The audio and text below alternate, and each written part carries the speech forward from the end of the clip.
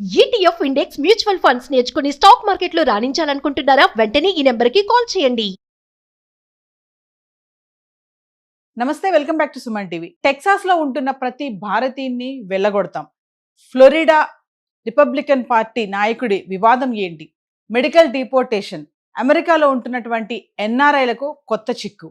మరి L1 వీసాతో వచ్చి H1B వీసాకి change అవ్వచ్చా? ఏ టెక్నాలజీతో అమెరికన్స్కి టాలెంట్ కొరత ఉందా? ఏ టెక్నాలజీతో అమెరికన్స్ కి టాలెంట్ కొరత ఉందా?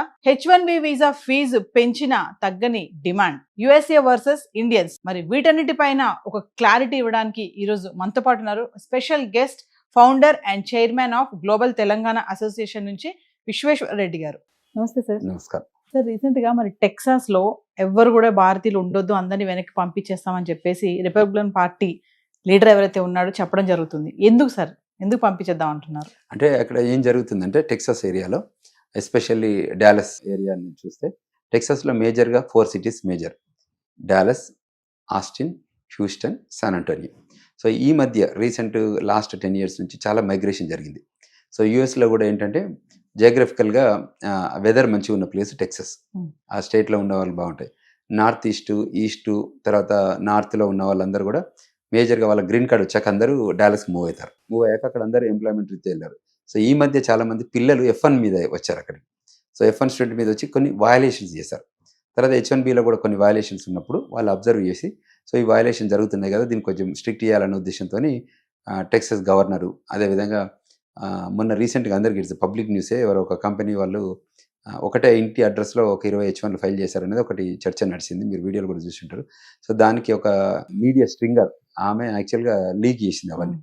ఆమె ఇన్పర్సన్ ఇన్వెస్టిగేటివ్ జర్నలిజం అంటారు కదా, దాని రూపకంగా వెళ్ళి ఆ ఇంటి డోర్ కొట్టేసి ఆయన హోమ్ ఓనర్ని పిలిచి వీళ్ళు ఎన్ని H1 ఫైల్ చేశారు ఏంటి అని క్వశ్చన్ అడిగారు అన్నట్టు. సో అది బాగా వైరల్ అయింది. సో దాంతో కొంచెం కన్సర్న్స్ వచ్చింది.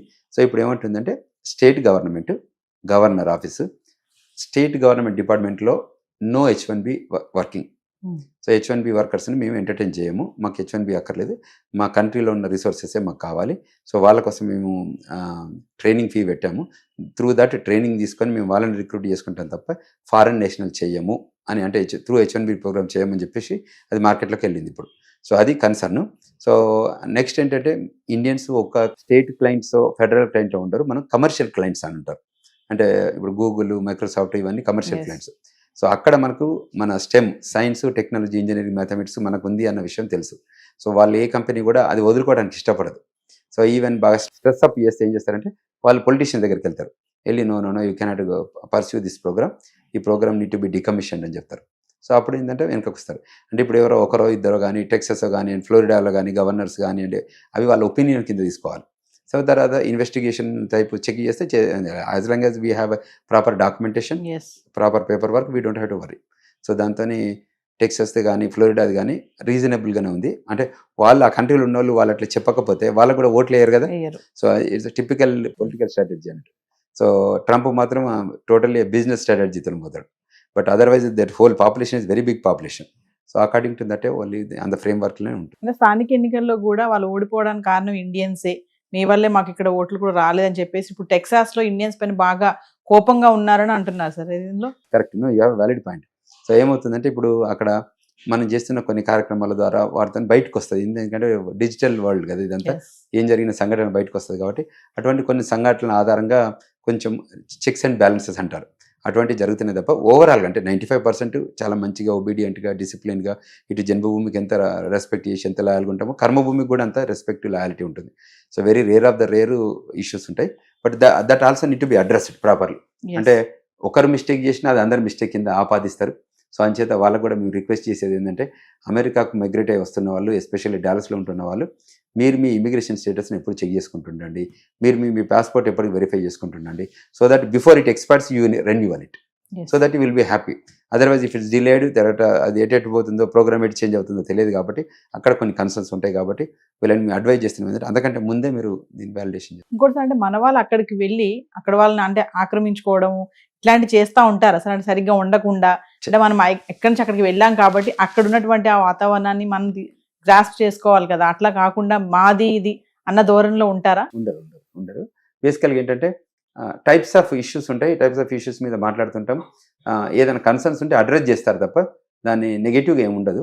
సో మనకి ఇండియాకి ఎంత లాయల్టీ ఉందో పీపుల్ అక్కడికి వెళ్ళాక అమెరికా కూడా అంత లాయల్టీ చూపిస్తారు. దానికి ఎక్కడ తక్కువేం కాదు, ఎందుకంటే అది మన జీన్స్లోనే ఉంది కాబట్టి. ఎక్కడైతే భోజనం పెడతారో ఆ భోజనాన్ని మనం రెస్పెక్ట్ఫుల్గా ఉండాలని అనుకుంటాం కదా. Yes. సో అంచేత ఇష్యూ లేదు. 1-2% ఎప్పటికైనా ఉంటుందండి ఎక్కడైనా, అంతే తప్ప దాన్ని 1-2% పట్టుకొని మొత్తం టోటల్ ఇండియన్ కమ్యూనిటీకి అంటే బాగుండదు. అంటే ఇప్పుడు ఈ వివాదం వల్ల సార్ మన వాళ్ళకి ఏమైనా ఇబ్బందులు ఉంటాయి అక్కడ ఉన్న అంటే వాళ్ళకి? ఎవరైతే ఇల్లీగల్ మైండ్ సెట్తో ఉన్నారో, ఎవరైతే షార్ట్ కట్కి వెళ్ళాలనుకుంటున్నారో, ఎవరైతే అట్లా ఆ లైన్లో థింక్ చేసే వాళ్ళు ఎప్పుడు భయపడాల్సిందే. Hmm. ఎప్పుడైతే నేను అక్కడికి వెళ్తాను, నా టాలెంట్ చూపిస్తాను, నేను వర్క్ చేస్తాను అనుకున్నారు అనుకోండి, అప్పుడు వాళ్ళు దేని గురించి భయపడాల్సిన అవసరం లేదు. Thank you. Thank you very much.